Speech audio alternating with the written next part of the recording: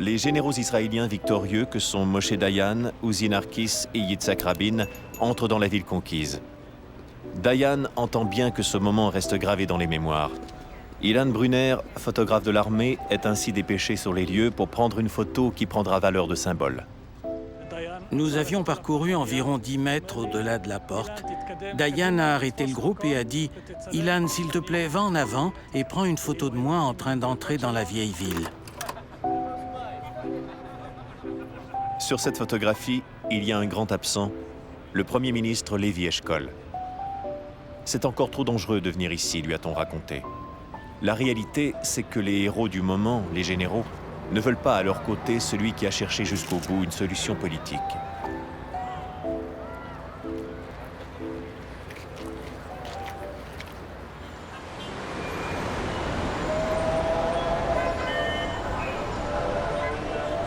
Au quartier général d'Amman, le commandant en chef égyptien est en train de perdre la guerre, tandis que l'élite de l'armée jordanienne assiste au désastre sans pouvoir rien y faire. Les 5 brigades de la Légion jordanienne sont réduites en miettes. Ils hurlaient, se disputaient violemment. Ils en sont presque venus aux mains. Pour les Jordaniens, l'enjeu de la bataille, c'était le destin même de la nation. L'objectif de l'armée israélienne est maintenant la Cisjordanie tout entière. Les Israéliens ne rencontrent que peu de résistance de la part des Jordaniens. Le commandement avance sans que le gouvernement donne véritablement son accord à chaque étape, et les officiers avancent sans plus attendre d'instructions de leur état-major. Pour le colonel Moshe Yodvat, la guerre a commencé sur la frontière entre Israël et la Jordanie. Au bout de 9 heures, il se trouve à proximité de Ramallah, en plein cœur de la Cisjordanie, la rive ouest du Jourdain. Je tirais avantage de toutes les occasions qui se présentaient. C'est comme cela que les choses se sont passées pour tous les territoires que nous avons pris sur la West Bank. Et tout s'est imposé sans accroc d'une étape à l'autre. Il n'y avait pas de plan détaillé. Bien entendu, il y avait eu des plans opérationnels, mais il n'y avait aucun plan d'occuper la West Bank. Aucun.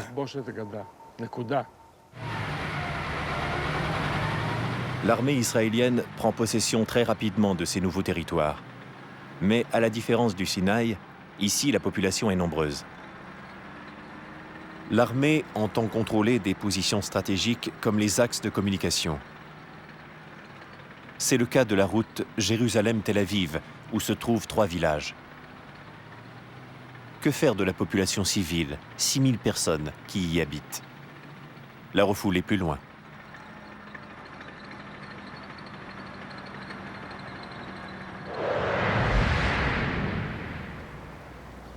Abou Rami est né à Amouas, le plus grand de ces villages. En 1967, il est lycéen. Nous allons descendre la route jusqu'à la maison où je vivais. C'est la maison où je suis né. Voilà, c'est l'endroit de notre maison, tout autour d'ici, là où il y a des arbres.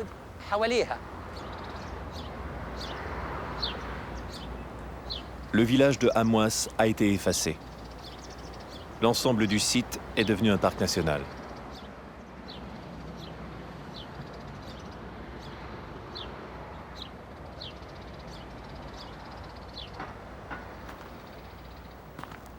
Yosef Ockman a été le témoin de l'expulsion des villageois. Ockman est israélien. Avec d'autres habitants de son kibboutz, il était parti à la recherche d'un troupeau égaré de moutons. Ockman est photographe amateur.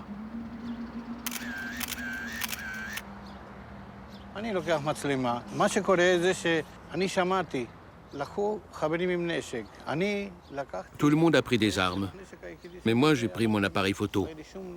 Je n'avais pas d'armes. Ce dont je me souviens, c'est qu'il y avait des maisons le long de la route, qu'il y avait une grande densité de construction jusqu'au sommet de la colline.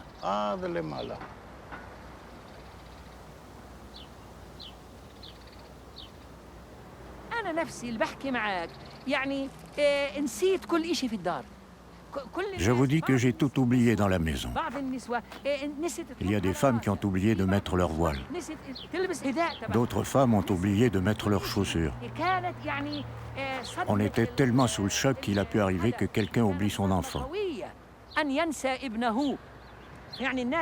C'était comme le jour du jugement dernier.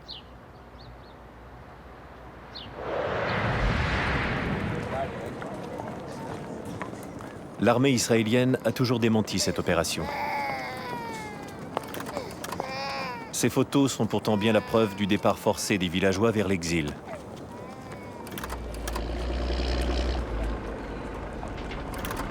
Ockman n'a jamais pu oublier.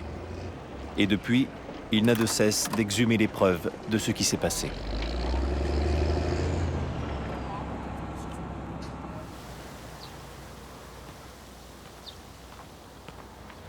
Mais si rien ne s'est produit, comme le prétend l'armée, comment expliquer la destruction de ces 3 villages?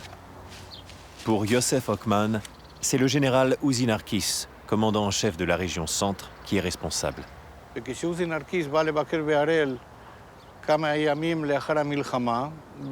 Uzi Narkis nous a rendu visite au kibbutz quelques jours après la guerre, je lui ai demandé quel était le motif de la destruction d'Amouas. La guerre y était terminée. Il m'a répondu, nous réglons les comptes de 1948. L'effacement de ces 3 villages est ainsi la première indication de la nouvelle époque qui s'ouvre en Cisjordanie. Le contrôle et l'appropriation des territoires, même si cela passe par l'éviction des habitants.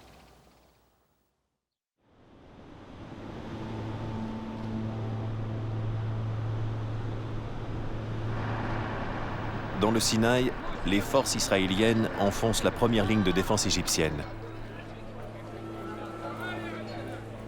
Amer s'affole et ordonne l'évacuation immédiate. Le retrait n'a pas été organisé. Un retrait organisé, cela veut dire un retrait ordonné vers telle et telle position. Mais en ce cas, le retrait a été donné sans entrer dans les détails, et c'était aux officiers de décider sur le terrain, ce qui a conduit à beaucoup de confusion dans le Sinaï. Les Israéliens ont intercepté l'ordre d'évacuation. Une fois que l'armée égyptienne commence à se retirer, les Israéliens lui tendent un piège. Au lieu de nous en tenir au plan prévu de combat, nous avons décidé d'encercler l'armée égyptienne. Nous savions que l'ordre de retrait avait été donné et qu'il leur faudrait bien chercher à échapper à notre encerclement. Au lieu de les attaquer, nous attendions qu'ils viennent vers nous.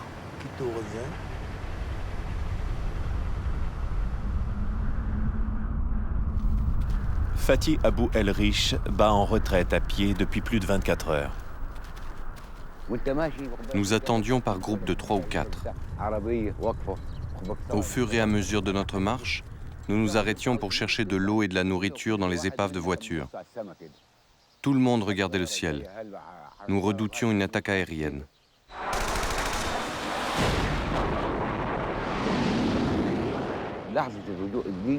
Nous ne pensions pas aux autres. C'était chacun pour soi.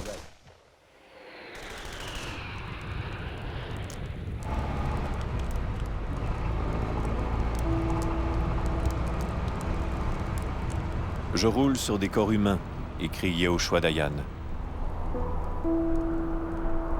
Il y a des membres humains, les uns à côté des autres. J'écrase le visage d'un soldat égyptien. Son nez dépasse et ses yeux sont ouverts. Je cherche un mot pour décrire cette vision.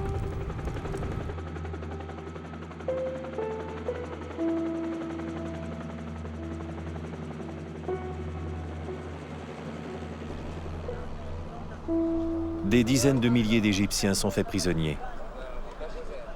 Les Israéliens sont débordés et décident de ne garder que les officiers. Près de l'aéroport d'El Arish, un soldat israélien filme ces images.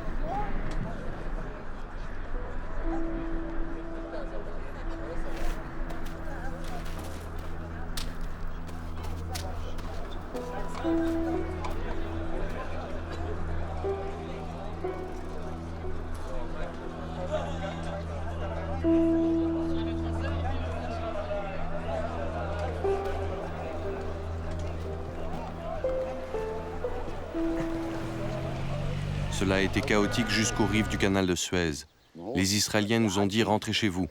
Ils ont fait énormément de prisonniers, environ 20 000, mais ensuite, ils les ont laissés partir.